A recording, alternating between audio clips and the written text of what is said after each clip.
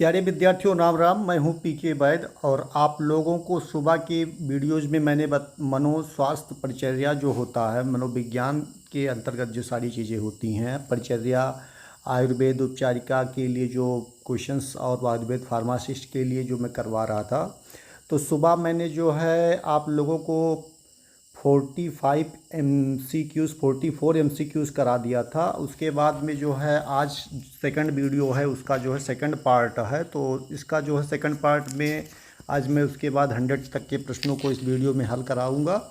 तो अभी तक आपने उस पुराने वाली वीडियो को नहीं देखा है तो उसे देख लीजिए, और चैनल पे आए हुए नए मेहमान हैं तो लाइक शेयर सब्सक्राइब कर लीजिए। आज का लाइक का टारगेट है 500 लाइक, और मैं आशा करता हूं कि आप लोग हमारे लाइक के टारगेट को पूरा कर देंगे और चैनल को बहुत ज़्यादा सब्सक्राइब करेंगे, अपने मित्रों को भी शेयर करेंगे, क्योंकि आपका एक एक सब्सक्राइब हमें मोटिवेट करता है, लाइक मोटिवेट करता है, कमेंट मोटिवेट करता है कि पुनः मैं आपके लिए ऐसे ही यूजफुल, महत्वपूर्ण और अच्छे टॉपिक के वीडियोज़ देता रहूँ।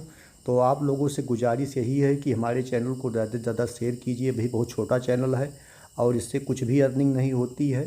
तो आप लोग अगर हमारा सहयोग करेंगे तो मैं आप लोगों के लिए दिन रात एक करके मेहनत करके वीडियो देता रहूँगा, ये भी मेरा वचन है। अगर आप लोग हमारे वीडियो को नहीं जो है आगे बढ़ाएंगे तो फिर मैं आपके इस टॉपिक पे वीडियो बनाना बंद कर दूँगा, क्योंकि इस पे बनाने से फिर कोई मतलब नहीं निकल के आएगा सामने। और जो है 45 नंबर प्रश्न देखेंगे, इंद्रियों का प्रेरक है। इसमें जो है 45 नंबर प्रश्न में इंद्रियों का प्रेरक प्रश्न पूछा गया है, और इसका जो उत्तर दिया गया है, मतलब विकल्प दिया गया है, उसमें दिया है आत्मा मन बुद्धि शरीर। आत्मा मन बुद्धि शरीर। तो 45 नंबर प्रश्न का ए विकल्प सही होगा, यानी कि आत्मा होगा। क्या होगा? आत्मा। 46 नंबर प्रश्न देखेंगे, किसकी उपस्थिति में इंद्रियां अपने विषयों को ग्रहण करने में समर्थ होती हैं? 46 नंबर प्रश्न का बी विकल्प सही होगा, मन। मन की उपस्थिति में जो है इंद्रियां अपने विषयों को ग्रहण करने में समर्थ होती हैं। प्रश्न नंबर 47, सुख दुख आदि के साक्षात्कार की सहानुभूति इंद्रियों को कहते हैं। सुख दुख आदि के साक्षात्कार की सहानुभूति इंद्रियों को कहते हैं। 47 का सी विकल्प सही होगा, यानी कि मन। प्रश्न नंबर देंगे, सुखा क्षुब्ध लब्धानी साधान मणि इंद्रिया। इसमें जो है कौन सा विकल्प सही होगा? तो इसमें जो है मना होगा, मना इंद्रिया हो जाएगा। तो इसमें मना का जो है भर देंगे आप लोग, डी विकल्प सही हो जाएगा। प्रश्न नंबर 49 देख लेंगे विद्यार्थी, ज्ञान का होना या ना होना यह किसका लक्षण है? ज्ञान का होना या ना होना किसका लक्षण है? 49 का बी सही होगा, यानी मन। मन का जो है लक्षण होता है। 50 नंबर प्रश्न देखेंगे, मन के कितने गुण हैं? मन के कितने गुण हैं? मन के कितने गुण हैं? 3 हैं विद्यार्थी, नोट कर लीजिए आप लोग। प्रश्न नंबर 51 देखेंगे। 51 नंबर में दिया है कि सात हते मा इंद्रियान प्रथनार्थ सन्निकार्षो न विद्यते वैकृतमानसो ज्ञानम सन्निधत्वा वर्धते। तो क्या होगा उपयुक्त कथन का लक्षण? 51 का सी विकल्प सही होगा, इसका मन होगा, मन कहेंगे इसे। 52 देखेंगे विद्यार्थी। 52 में दिया है कि सभी इंद्रियों में व्यापक इंद्री माना जाता है। तो इसमें जो है स्पर्श इंद्री को जो है व्यापक इंद्री मानेंगे। प्रश्न नंबर 53 देखेंगे, आयुर्वेद के अनुसार जीव कहते हैं। आयुर्वेद के अनुसार जीव कहते हैं। 43 का डी सही होगा, यानी शरीर, इंद्रिय, सत्व और आत्मा का संयोग जो होगा उसे जीव कहेंगे।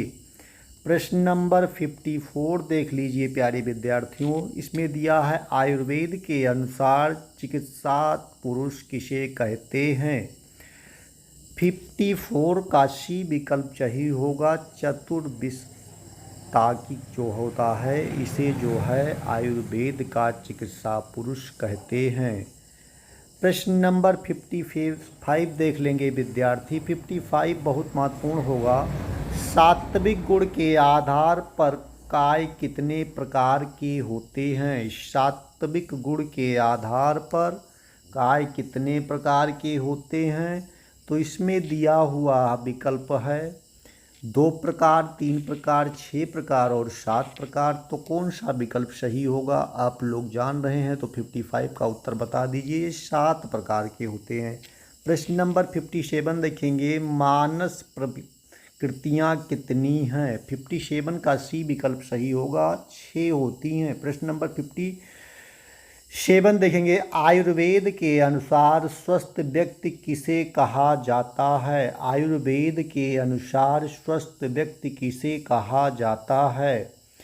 तो 57 का सी विकल्प सही होगा, यानी शरीर मन आत्मा इंद्रियों से स्वस्थ। शरीर मन आत्मा और इंद्रियों से जो स्वस्थ व्यक्ति है उसे जो है स्वस्थ व्यक्ति कहा जाता है। प्रश्न नंबर 58 देखेंगे विद्यार्थी। 58 नंबर प्रश्न में बल के आधार पर मन के कितने प्रकार बताए गए हैं? 58 का सी विकल्प सही होगा, 3 प्रकार। कितने प्रकार? 3 प्रकार। प्रश्न नंबर 59 देखेंगे विद्यार्थी। इसमें दिया है कि मानस चिकित्सा के लिए चरक ने कौन सी चिकित्सा बताई है? मानस चिकित्सा के लिए चरक ने कौन सी चिकित्सा बताई है? तो प्रश्न नंबर 59 का विकल्प नंबर सी सही होगा, इसे आप नोट कर लेंगे। प्रश्न नंबर 60 देखेंगे, लक्षण मानसो ज्ञान सास्य भावो भाव एवचा उपयुक्त तथ्य किस आचार्य ने कहा है? तो ये कहने वाले होते हैं महर्षि चरक जी ने इस बात को कहा था अपनी चरक संहिता पुस्तक में। प्रश्न नंबर 61 देखेंगे, सावंत का अर्थ है। सावंत का अर्थ है, क्या अर्थ होगा विद्यार्थी? 61 का ये विकल्प सही होगा, मन। प्रश्न नंबर 62 देखेंगे, सुख दुख आदि की उपलब्धि का साधनभूत तत्व मन है, यह परिभाषा है। यह परिभाषा तर्क संगत है। किसका है? तर्क संगत। ये न महर्षि चरक ने कहा, न सुश्रुत ने कहा, न वांगभट्ट ने कहा, ये तर्क संगत बातें हैं। प्रश्न नंबर 63 देखिए प्यारे विद्यार्थी। प्रश्न नंबर 63 का ये विकल्प सही होगा, यानी जो होगा चरक। अब इसमें दिया है कि मन व बुद्धि को आत्मा के सदृश माना गया है, ये बात चरक जी ने कहा था। प्रश्न नंबर 64 देखेंगे, मन के विशिष्ट गुण कितने प्रकार के बताए गए हैं? 64 का ए विकल्प सही होगा, यानी 2 प्रकार के बताए गए हैं। प्रश्न नंबर 65 देखेंगे, मन के सामान्य गुणों की संख्या कितनी होती है? 65 का बी विकल्प सही होगा, यानी 3 की संख्या में होते हैं। नेक्स्ट प्रश्न की ओर चर्चा करेंगे, तब तक आप लोग हमारी वीडियोस को लाइक, शेयर और चैनल को सब्सक्राइब करना ना भूलें। प्रश्न नंबर 66 देख लेंगे विद्यार्थी। चरक के अनुसार मन के अर्थ हैं। महर्षि चरक के अनुसार मन के अर्थ कितने हैं? तो इसके 6 होंगे। प्रश्न नंबर 60 देखेंगे, 67 देखेंगे, इंद्रिय विग्रह किसका कर्म है? 67 का बी विकल्प सही होगा, यानी मन का कर्म है। 68 देख लेंगे विद्यार्थी। मन के द्वारा ग्रहण किए जाने वाले अर्थ को कहते हैं। मन के द्वारा ग्रहण किए जाने वाले अर्थ को कहते हैं मन का विषय। प्रश्न नंबर 69 देखिए, मन का प्रमुख विषय है, ये होगा चिंतन करना। मन का प्रमुख विषय क्या होगा? चिंतन करना। प्रश्न नंबर 70 देखेंगे, चिंताया विचार्य मूर्धना चा ध्येयम संकल्पमेव चा व्यक्ति किंचमार्ते एन तथर्षम सर्वथा संज्ञा कर्मम। यह किस आचार्य का कथन है?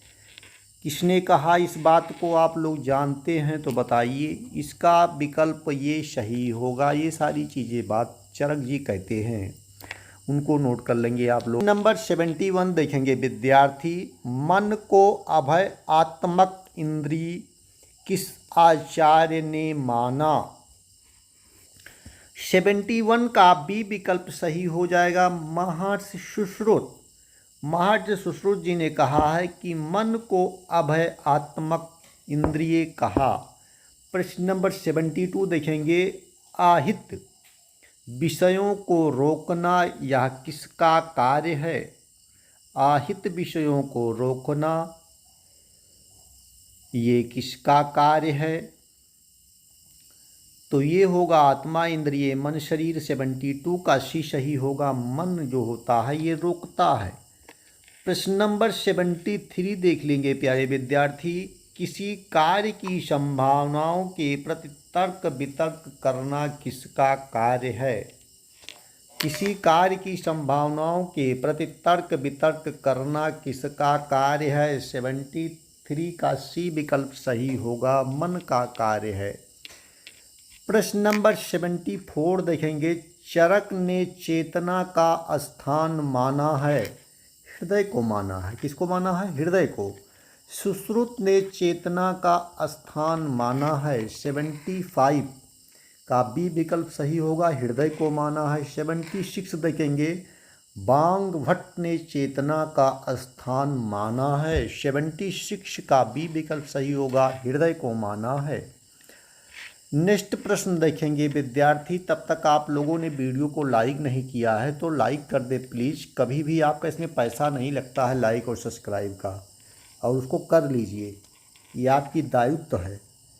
इसे करने से जो है आपका ही फायदा है।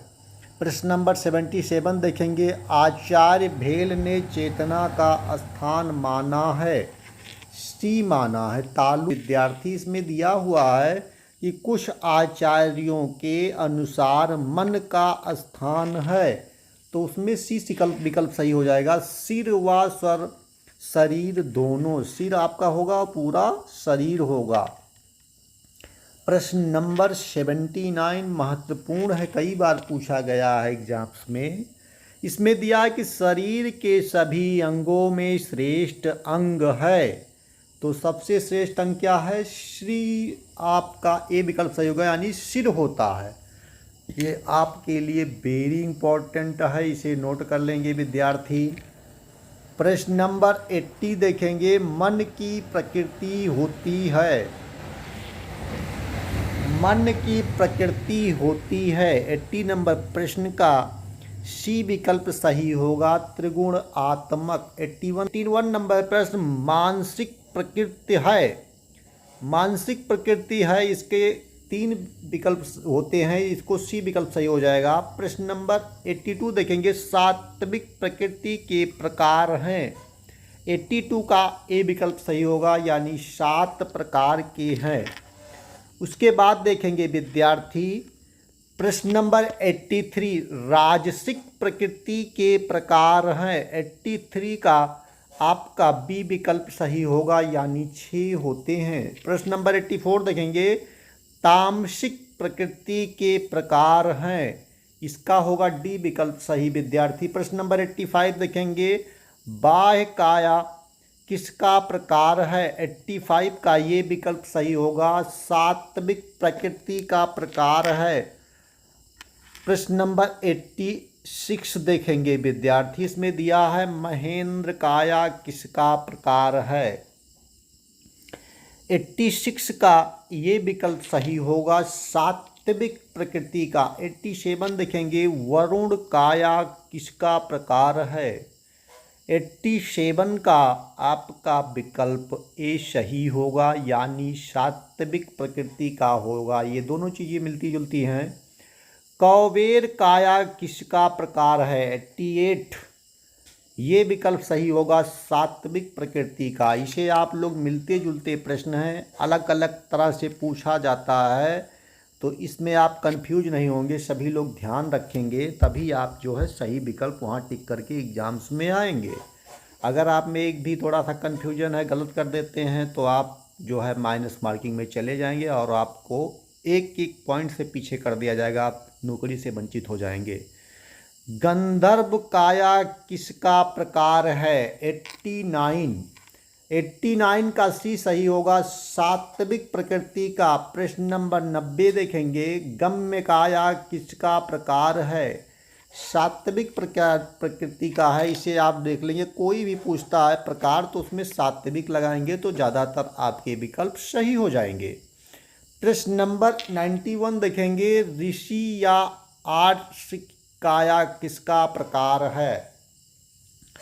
तो 91 का विकल्प भी सही होगा, सात्विक प्रकृति का। दयालु, क्षमा, सत्य, धर्म, आसक्ति, बुद्धि, ज्ञान, मेधा, स्मृति युक्त व्यक्ति किस प्रकृति के होते हैं?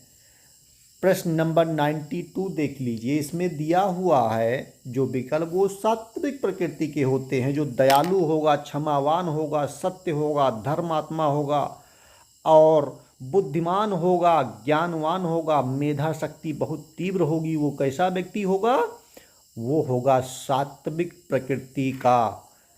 इसे आप लोग नोट कर लेंगे विद्यार्थी। 93 देखेंगे, आत्मबोध, शक्ति से युक्त, आत्म संयम, सहिष्णुता, आदेश, दान वृत्ति, शौच, सदाचार गुणयुक्त व्यक्ति होते हैं। ये कैसे होते हैं? क्योंकि आप मनोविज्ञान पढ़ रहे हैं, मनोस्वास्थ्य पढ़ रहे हैं, तो इसको जानना जरूरी है। 93 का बताइए विकल्प कौन सा सही होगा? तो ये भी होंगे सात्विक प्रवृत्ति के। असुर काया किसका प्रकार है? तो 94 का विकल्प कौन सा सही होगा? बी विकल्प, यानी राजसिक प्रकृति का जो है प्रकार होगा। आगे के प्रश्नों को देख लेंगे, तब तक आप वीडियो को लाइक कर दें अगर नहीं किए हैं तो आपका बहुत बहुत धन्यवाद है। 95 नंबर प्रश्न देखेंगे, राक्षस काया किसका प्रकार है? राक्षस काया किसका प्रकार है? राजसिक प्रकृति। राजसिक प्रकृति का जो व्यक्ति होता है वो राक्षस काया वाला होता है। सर्प काया किसका प्रकार है? 96 ये होगा तामसिक प्रकार प्रकृति की जो है बात इसमें आएगी। ये तामसिक होते हैं सर्प काया वाले। और उसके बाद देख लेंगे 97 नंबर प्रश्न, महत्वपूर्ण हो सकता है आपके लिए। देखेंगे, आदिग्नता, नास्तिकता, अधर्म से में अप्रकृत,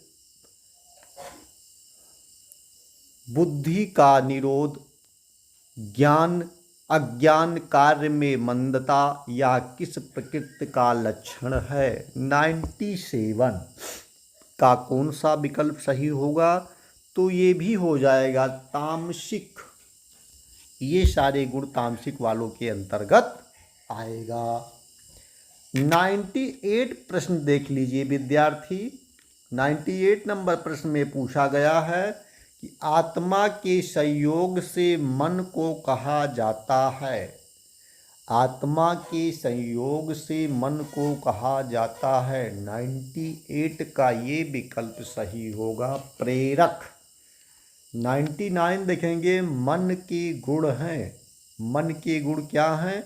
तो आगुणत, एकत्व, ये दोनों चीज़ें होती हैं, इसलिए उपयुक्त दोनों सही होंगे, यानी सी विकल्प आपका सही हो जाएगा। प्रश्न नंबर 100 देख लेंगे, जो आज के वीडियो का अंतिम प्रश्न है। मन के लक्षण हैं। मन के लक्षण क्या हैं? तो इसमें जो विकल्प दिया है, इंद्रिय विग्रहम, स्वनिग्रहम, स्वयं विचार और उपयुक्त सभी, यानी जो इसका डी विकल्प सही होगा वो मन के लक्षण होंगे। ये सारी चीज़ें मन में पाए जाते हैं।